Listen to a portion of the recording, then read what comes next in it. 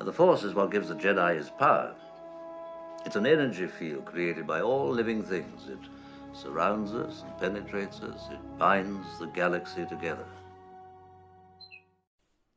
In darkness, cold. In light, cold.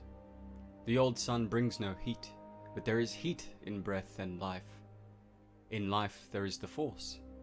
In the Force there is life. And the Force is eternal. For my ally is the Force. And a powerful ally it is. Its energy surrounds us and binds us. Luminous beings are we, not this crude matter. Connected beings of energy. Inside all of our cells are microtubules that act as a bone-type structure, but also act as a quantum computer to be able to interact quantumly, subspace, to the outside world. Change in the microtubules in one brain cell can affect microtubules in another. But that's not all. Quantum theory claims that every single point in space, even empty space, can contain information. Yes, this information can be taken by the microtubules, processed, interact with, and if we gain enough power of will. This means the information in the microtubules can connect and become entangled with the universe outside the brain. And now our willpower, our mind power, can awaken and unleash the Force within us. No different, only different in your mind. You must unlearn what you have learned. Breathe. Just breathe. Reach out with your feelings. Always remember, your focus determines your reality. When you learn to quiet your mind, you'll hear them speaking to you. I don't understand. With time and training, Annie, you will. You will. Do or do not. There is no try.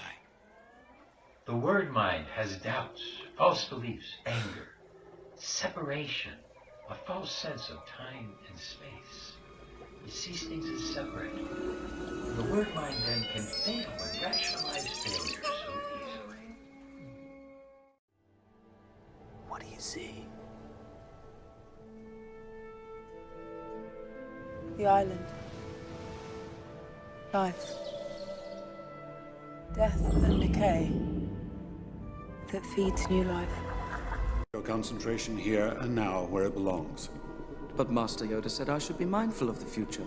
But not at the expense of the moment. Be mindful of the living Force, young Padawan. Yes, Master. Warmth. Cold. Peace. Violence. And between it all, Balance.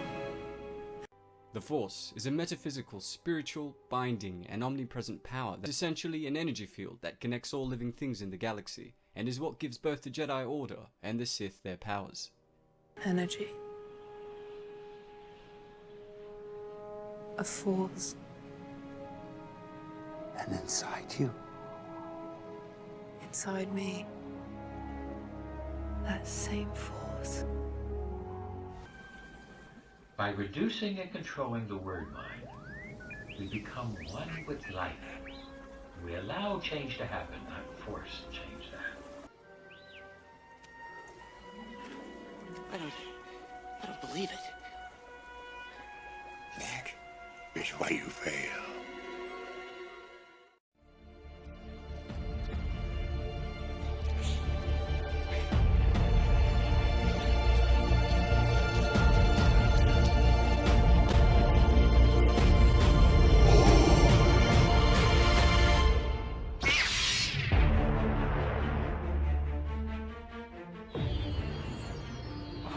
Paradox.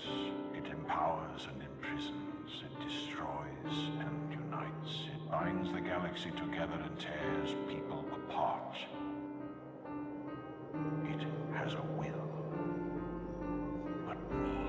Commander. There is no greater challenge than to change from within. But that is what we all must do to survive. On countless worlds, I watched Jedi sacrifice themselves to delay inevitable defeat. The Force is in motion, and we must follow. The old ways aren't enough. The Sith Code teaches us to break our chains, but freedom is not your ultimate goal.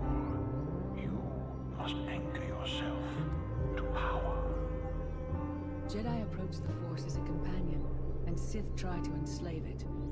But I trust the will of the Force.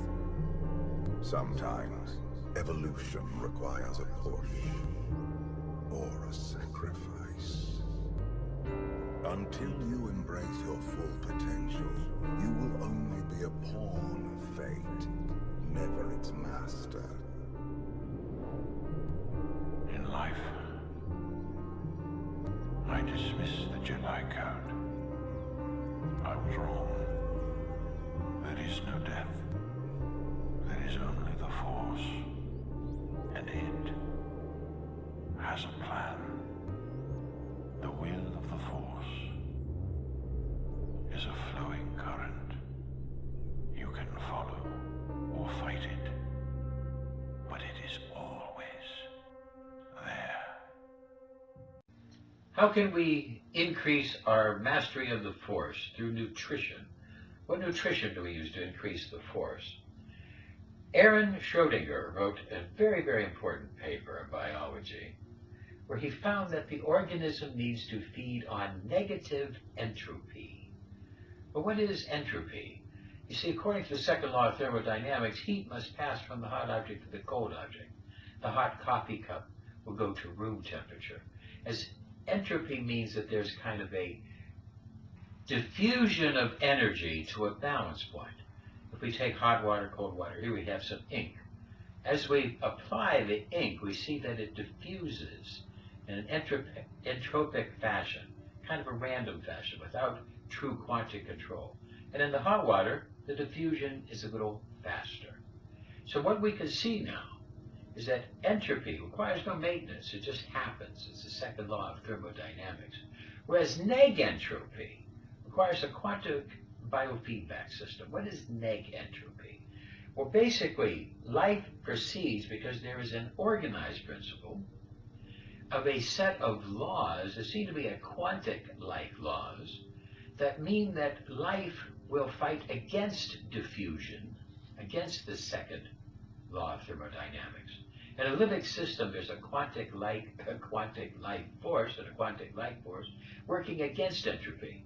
This life force stops thermal decay, and the organism can remain at a different temperature than the room. This life force stops thermodynamic decay and gives an organized structure that allows life to exist. Because life exists because of a controlling of the atoms, the molecules, that they proceed in an orderly fashion to do things that accomplish life's goal. But if there is death, when a cell organism dies, it loses this fight against room temperature, and diffusion sets in. As we see here, the membrane has broken because this cell has died. And now there's diffusion. It goes back to the second law of thermodynamics. And the cell, the organism, loses its fight against room temperature. And then it becomes food for other organisms. Because there's a life energy. And while that life energy is there, other life will try to feed on that negative entropy. Because as Schrödinger said, there's a negative entropy. It's a device that the organism uses to maintain itself in an orderly fashion, to be able to fight against the sucking of a thermodynamic environment.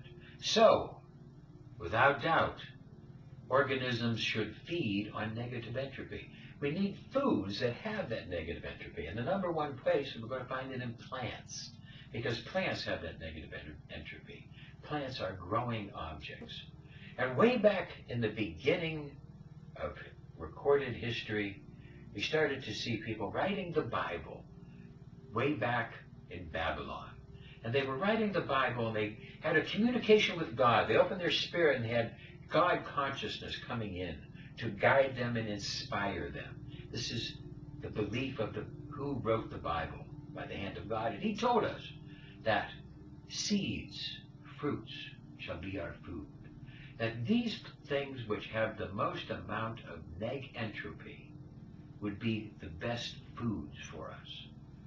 And that way back in the Bible, back in Babylon, when the Israelites were taken captive, Nebuchadnezzar hired Daniel. And Daniel's men refused to eat meat because they knew that it didn't have the proper life force. They were inspired from God, and they used biblical food. They used a type of pulse, a type of bread that was made from different types of germinated grains. And one day Nebuchadnezzar challenged him and said, "My men eat lion, they eat meat, they're strong." And Daniel said no, his men ate pulse. And they went out into the field and challenged each other. And Daniel's men were much stronger, eating the pulse, eating the germinated seed bread, the germinated seeds, the sprouts. They had much more strength than the lion-eating men of Nebuchadnezzar. And God guided the men to write into the Bible this and other things. And basically, he was then able to tell us that the fruit will be the food and the seeds and the leaves for healing. The power of that life force to grow the controlled atomic molecular structure inside the plant, taking in the rays of the sun and the minerals of the earth, and making us the perfect blend of food.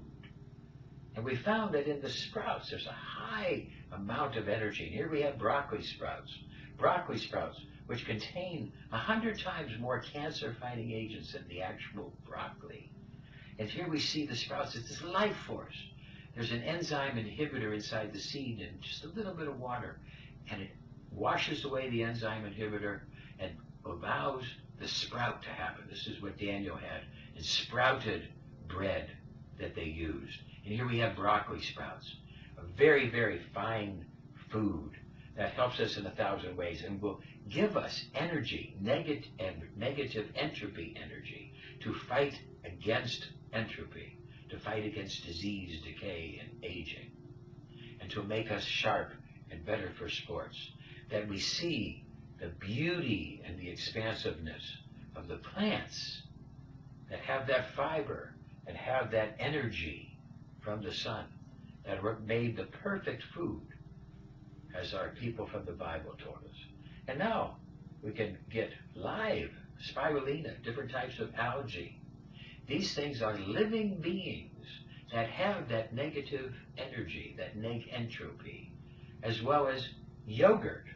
Yogurt also contains it. Here we have fruits, and fresh fruits and vegetables contain that negative entropy that gives us life.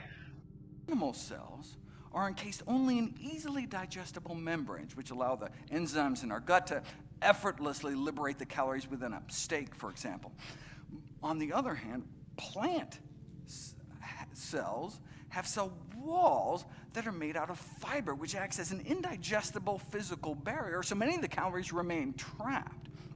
Processed plant foods, fruit juice, sugar, refined grains, even whole grains, if they've been powdered into flour, have had their cellular structure destroyed, their cell walls cracked open, and their calories are free for the taking. But if you eat structurally intact plant foods, chew all you want, you're still going to end up with calories completely encapsulated by fiber, which then blunts the glycemic impact, delivers sustenance to your friendly flora, activates what's called the ileal brake, which dials down your appetite, and frankly dumps trapped calories out the other end. Plant fiber is extremely needed for our bowel flora to be able to make all the different chemicals that we need for life, all the different hormones. We need to have plants. Those eating more plant-based appear to effectively be burning more calories in their sleep. The resting metabolic rate of those eating more plant-based maybe 10% higher or more, a boost of metabolism that can translate into burning off hundreds of extra calories a day more without doing a thing. And you see these plants, especially fresh plants, even sometimes cooked plants, but they have the different factors needed for life, and they have a life force. The synthetic chemicals do not have that. And it's a pharmacological fact that a synthetic anything is an insult to the body. In order to get a patent, you must prove that your compound is not of nature. If it has a patent, it means it's unnatural. To get a patent, you must prove that it is not of nature. You made it. It never existed before. Then they can get you a patent. And when we look at the synthetic chemical companies, and we compare the natural versus synthetic, that the natural is superior. Most importantly, it has an energy factor, an energy given to it from that life force that the chemical companies do not understand. So we must avoid synthetic foods, the patented foods. Avoid the high glycemic foods, the processed foods, the white sugars, foods boiled in oil, nitrates, in order to sharpen and get our energy, to increase the force, the prana, the chi, to follow the Tao and the Dharma, and to have the best control over our lives. Here is natural vitamin C on the left, crystallized, and synthetic vitamin C. The natural vitamin C has energy. It plays with the light. It has the electrons that are energy. The synthetic does not. There's no life force here. We have to understand that the 0-calorie sugars, these sweeteners, they have no life force. They destroy the life force in your bowel bacteria, and they make disease. There's no life force in these synthetic patents. There's a problem here. This is sugar and life force free. Disease in a bottle. Organisms need to feed on negative entropy. They need to feed on the living quality of life. This is very important. In order to build your own force, to be able to build your own life, to have health, mental health, wealth, success, get off of all the synthetics and get onto natural, negative entropy plants. Flowing through us, the force, prana, the Tao, dharma, chi, these energies flow through us as we walk through the path of life. Let's understand more. Here we see a chi master demonstrating forces of healing and electricity that's been measured. And we find that inside the nerves, inside all the cells of the body, there are microtubules that have a quantic state that can interact with things in the outside world in small ways. Life or football, the margin for error is so small. I mean, 1/2 a step too late or too early, and you don't quite make it. 1/2 second too slow, too fast, you don't quite catch it. In basketball, we talk about the shooter's role, the power that the shooter has to get a role, to affect things in small ways, but yet to affect things. Microtubules in one brain cell can affect microtubules in another. But that's not all. Quantum theory claims that every single point in space, even empty space, can contain information. This means the information in the microtubules can connect and become entangled with the universe outside the brain. You see, we call it luck, but is it that the winner has the ability to influence a small bit, control the curveball, make things happen? In there for strike 3. Winners do this. Whoa, what was that? Whoa. Inches we need are everywhere around us. Hell yeah. They're in every break of the game, every minute, every second. Through force of mind, through force of will, the winners have a way of creating luck. They say it's better to be lucky than to be good.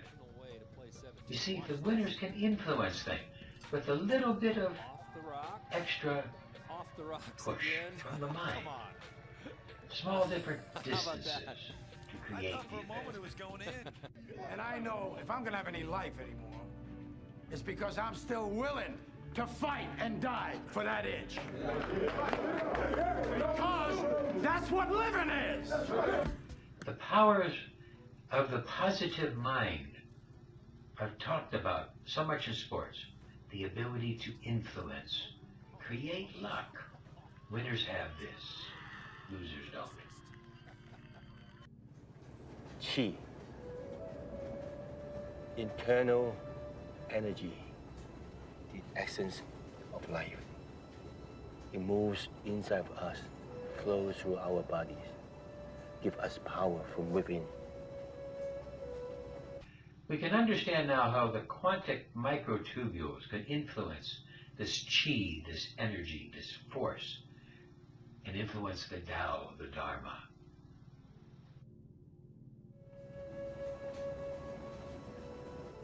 I get it. Like the Force in Star Wars. You're Yoda and I'm like a Jedi. The effect that we have can be small and subtle. So we have to understand and train as we see that there is truly the ability to affect electrical forces. From here and my negative from here, and we meet together, this can get like electricity. And is this because you're special? You have a special sort of body? Meditation every day. It's meditation that does it. Meditation every day. Like you can touch me, like this. It's nothing, okay? It's my burn. It's just like this. For our sound recordist, it was also a shocker.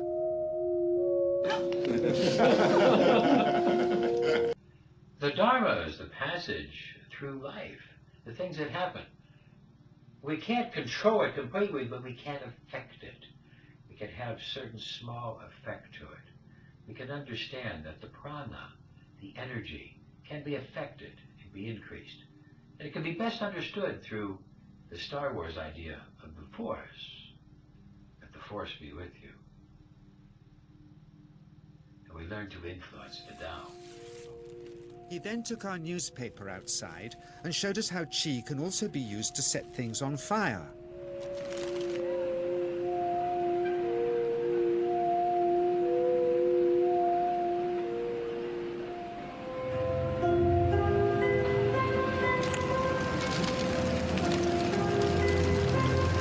With proper exercises, proper training, we can learn to control and accentuate our microtubule quantic effect, and take charge and take hold of the force, the Tao, the Dharma.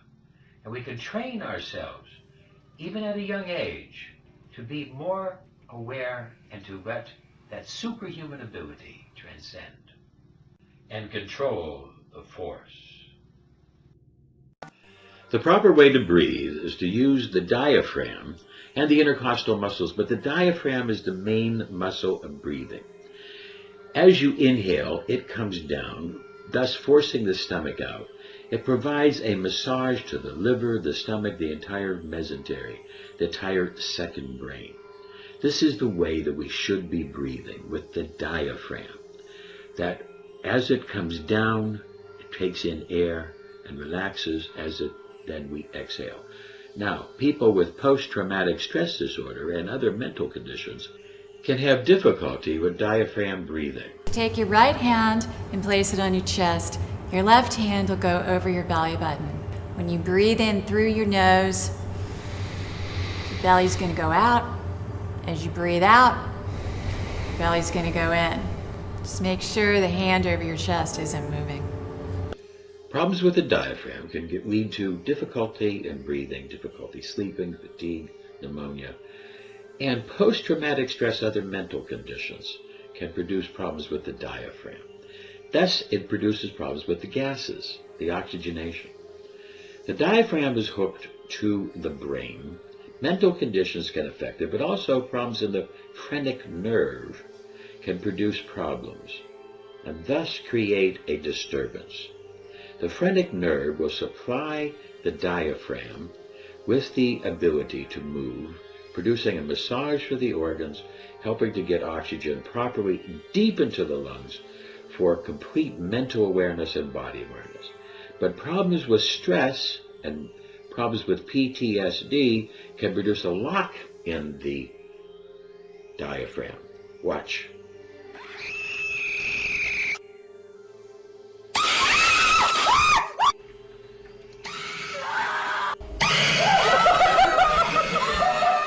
You see, stress and trauma can produce a problem with the breathing that produces a chest breathing. This also can then produce problems called hiatal hernia, where the diaphragm also becomes a problem. And the diaphragm is no longer able to massage the liver, the mesentery, etc. And this problem and a lack of the brain and the second brain then comes into effect, producing a problems with the stress. Lama's class taught short chest breathing to block awareness of the pain. This was done for women who were pregnant so they could block the pain when they did childbirth. It also then blocked processing of the stress. So this could be used if you have pain, if you're going to have childbirth, but for normal people, this type of short chest breathing is a problem. Breathing is called the pranayama, which means to extend the vital life force. Yogic breathing reduces stress, relieves anxiety, increases attention and focus, and even over time expands our lung capacity. We are going to learn the Ujjayi breath, or healing breath as it's known. Let's begin. For our Ujjayi breath, we want to sit in a comfortable cross-legged position, extending the spine, making room in our torso to expand our lungs. In the Ujjayi breath, we breathe in and out only through the nose. This cleanses the breath and heats the body. This very simple technique of belly breathing will help to stabilize the nerves and assist us in processing our stress and also post-traumatic stress disorders. Take your right hand and place it on your chest. Your left hand will go over your belly button. When you breathe in through your nose, your belly's going to go out. As you breathe out, your belly's going to go in. Just make sure the hand over your chest isn't moving. So let's practice. Breathing in, breathing out. Breathing in, breathing out. You can keep doing this 10 times for relaxation. The physical training for the force will start with some physical exercises.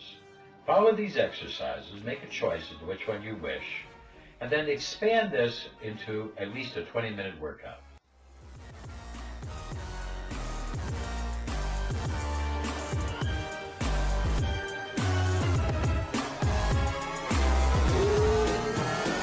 Don't make me destroy you.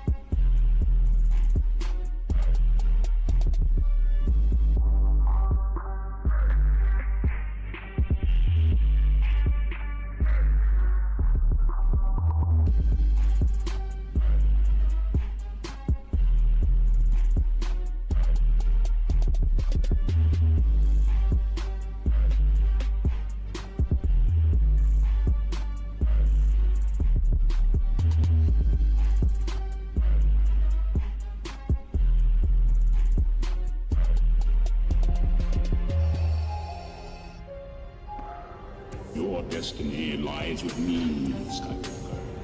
Obi-Wan knew this to be true. There is no escape.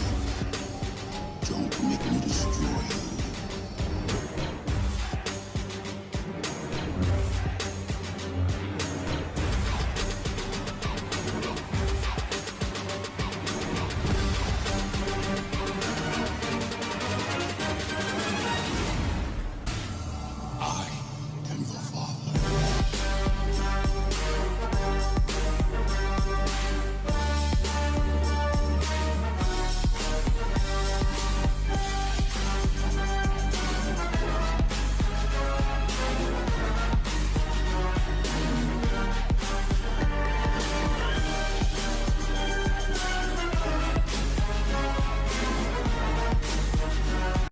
As you are training your body and your stamina and the agility, now we want to get into the mind and start you to understand the force. This type of juggling, this contact juggling, can help your mind to stay focused, and subtle little effects of the mind can come in and then help you as you learn to juggle. Now this man is doing some incredibly precise and extensive juggle, but as you start with 1, then 2, gradually building up, you will learn the force as it will start to teach you how to interact with your mind and the environment. Your mind works through your muscles, and your mind can also work through the space and time.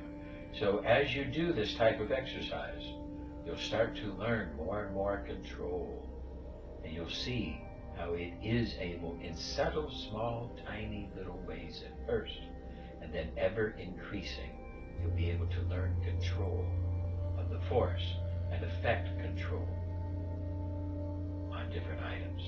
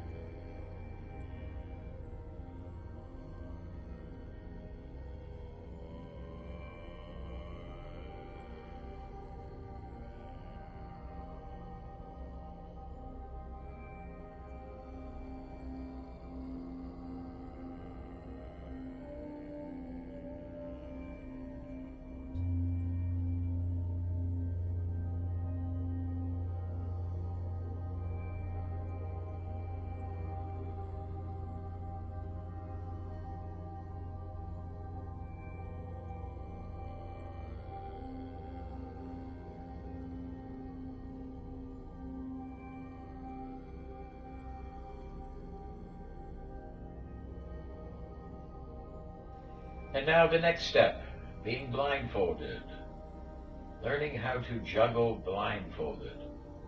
As you now start to do this and expand your mind, you now will see that you can affect things. And when your eyes are blinded, there's an expansion of your willpower.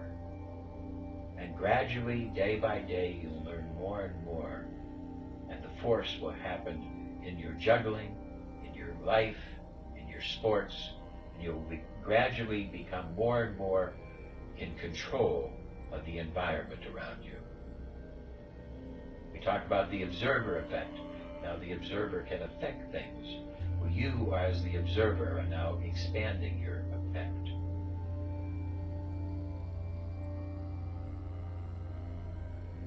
And as you learn to blindfold, juggle, then you'll be ready for the next step, to be able to go out into the wilderness blindfolded and expand your mind and your feelings and increase the force within.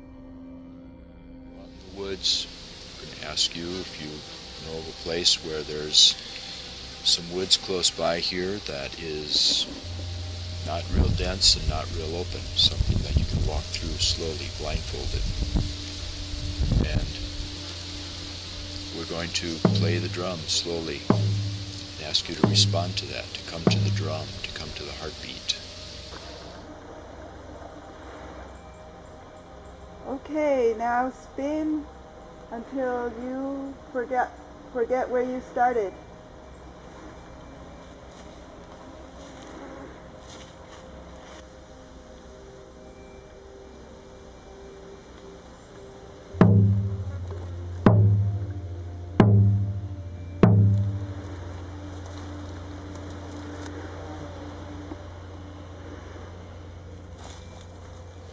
It's going to help bring home what it's all about, to be centered in the here and now, to be alive, to be centered in your sensory self, beyond your ego. This is not a competition. It's not to see who gets to the drum first. The person who gets to the drum last might be the person who's the most attuned.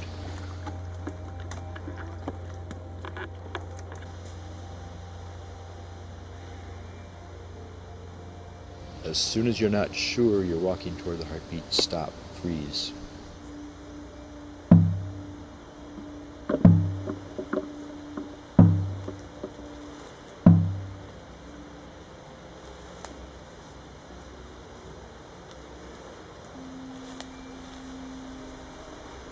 The point is not to get from A to B.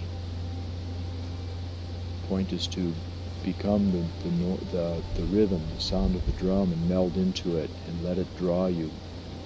And let it draw you. Imagine water running down a stream through the rapids. The water finds its way around the log that's fallen in. The water finds its way around the rocks and the boulders. It's not just crashing, crashing, crashing. It takes the path of least resistance. It flows like this. This is how water flows. And this is how you can flow through the woods. This is what you're here to learn.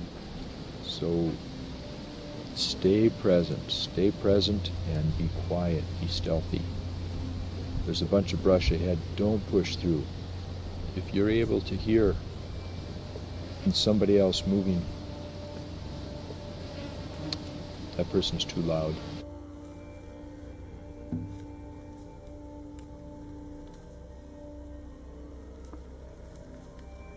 I also would say I could like feel people, like the presence of people sitting here. Not only because I could, of course I could also hear them, but at the same time I would say I could feel them with my hands sitting there.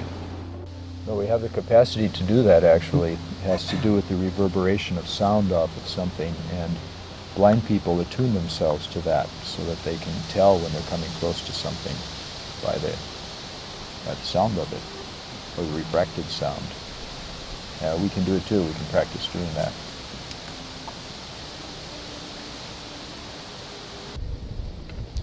You're going to learn when you're relying on your feel.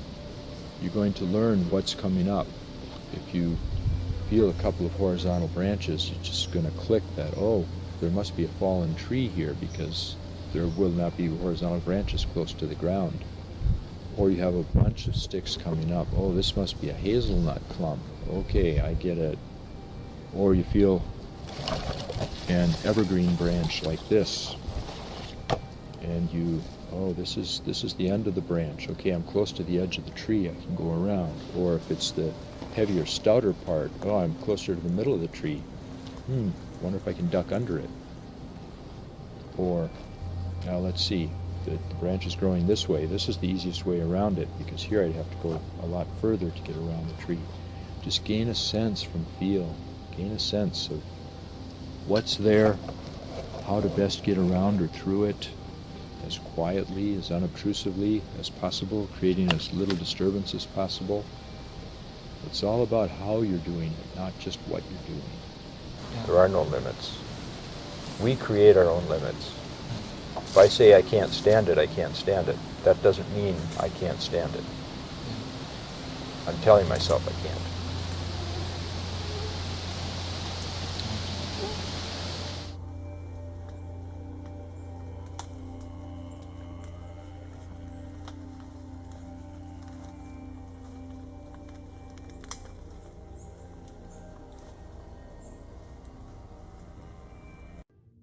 Always remember, your focus determines your reality.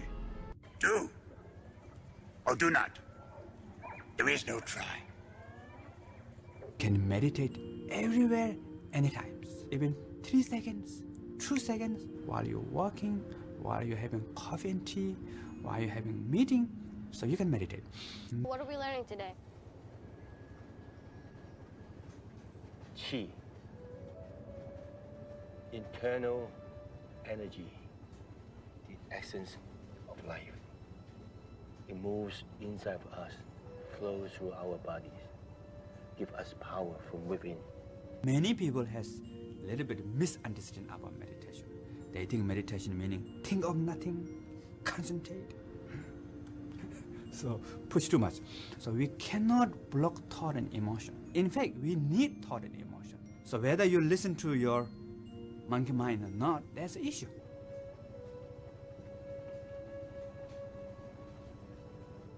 I get it. Like the Force in Star Wars. You're Yoda and I'm like a Jedi. I call monkey mind. Mine is chatting, you know, pala pala pala yada yada. So monkey mind is giving your opinion. So whether you listen to opinion or not, it's up to you, right? So through meditation, what we do is we have to make friends with the monkey mind. But how to make friends? Just giving banana doesn't work, you know. We must learn to see that the word area of the mind is just a tool, it's not the master. And all of meditation is trying to subdue the word area of the mind so that we can feel and let the total body electric, release the masks, release all the roles and the ideas, and let go of the words.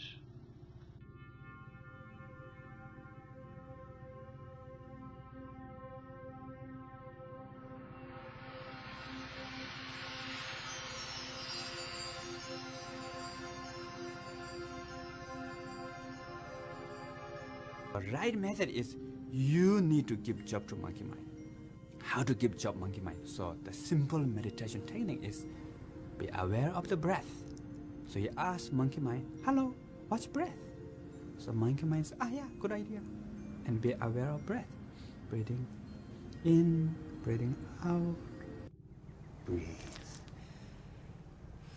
Just breathe. Reach out with your feelings. When you feel life out of focus, always return to basic of life. We're praying. Breathing. No breathe, no life.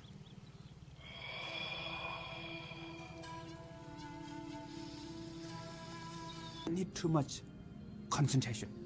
Just simply be aware of your breath. Breathe in, out, in, even 2 breaths, 1 breath. So therefore, we can meditate everywhere, anytime. Breathe in through nose. Breathe out through mouth. Breathe in. Breathe out. What do you see? The island. Life.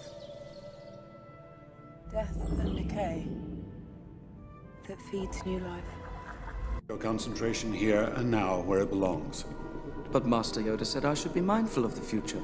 But not at the expense of the moment. Be mindful of the living force, young Padawan. Yes, Master.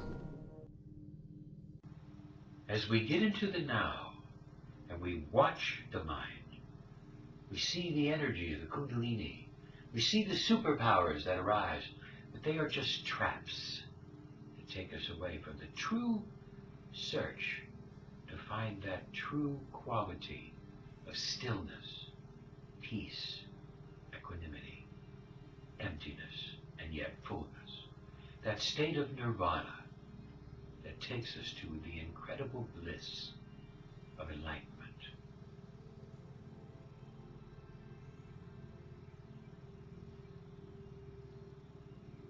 Seeing the magic of all things, feeling, being drawn towards nothing or repelled from anything, just complete existence.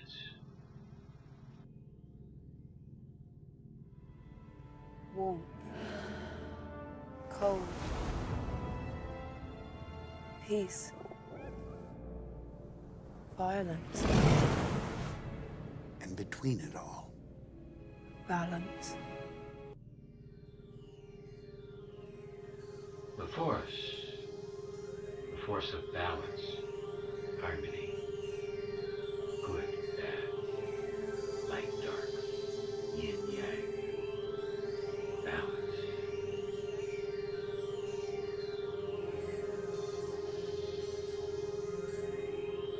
As we quiet the words,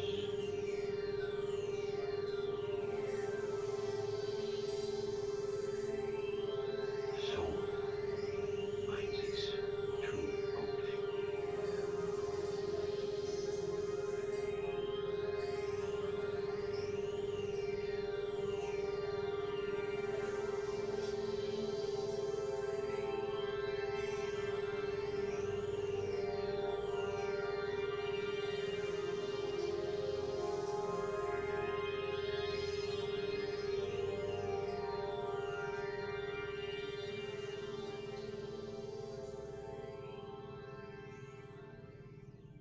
Energy. A force. And inside you. Inside me. That same force. And now the force, the chi, the prana, awakens us to the Tao, the Dharma, the interplay, karma, life. And we see we can control it. We see what we cannot. We change the things we can. We accept the things we must. And we find the wisdom to tell the difference.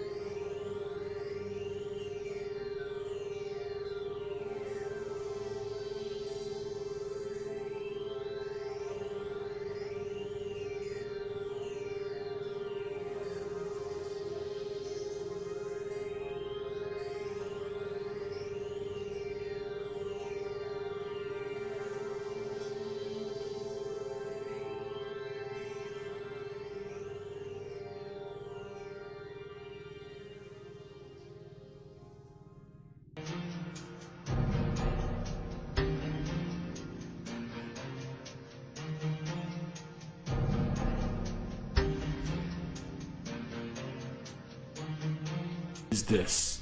You should obtain the 12 jewels of life no matter what. And the 12 jewels of life are knowledge, wisdom, understanding, freedom, justice, equality, food, clothing, shelter. And after that, love, peace, and happiness. Peace. And now let's learn from a long, long time ago in a galaxy far away. Let's learn this Jedi meditation.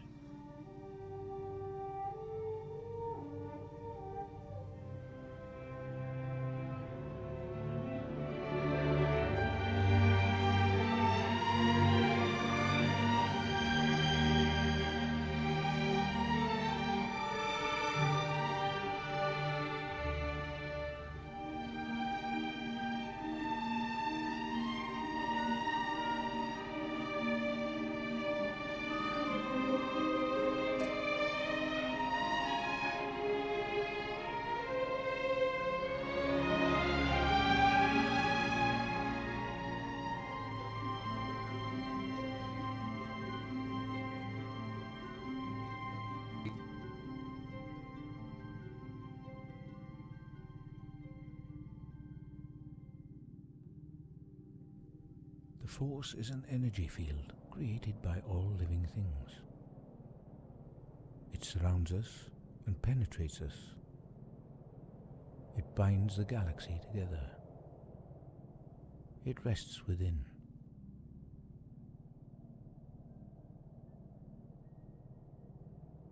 Close your eyes and stretch out with your feelings. You will find only what you bring in. Be sure you stand for peace, understanding, and compassion.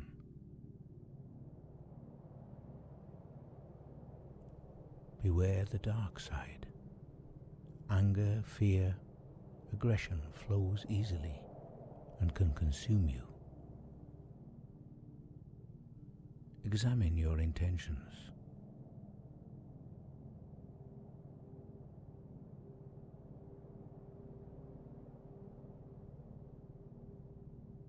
The Force is not a power to be controlled.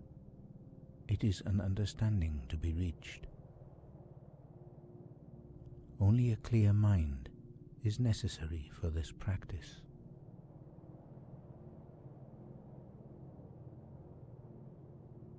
Feel the Force run through you, bringing light from the top of your head and moving slowly down your body.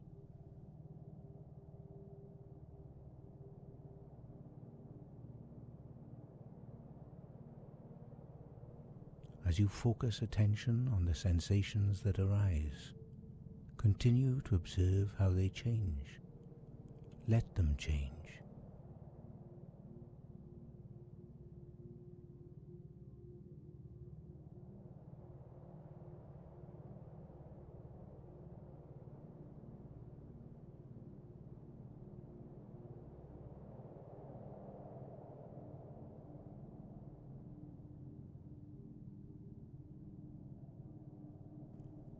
Ease your breath to a natural flow.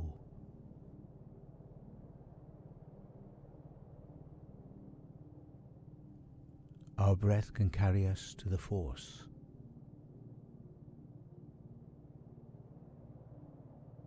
Now observe your breath intently.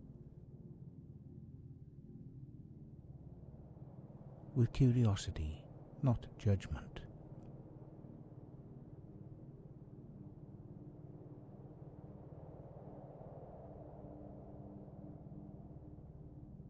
Attention to its movement from moment to moment is enough.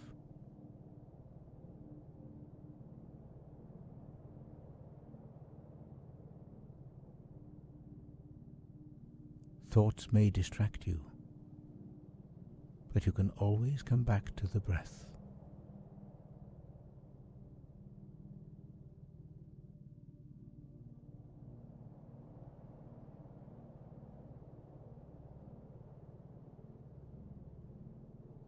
Feel the Force calling to you.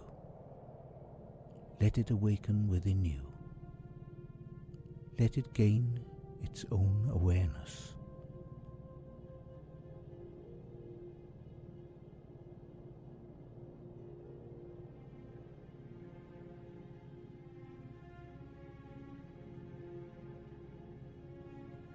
The Force connects all things.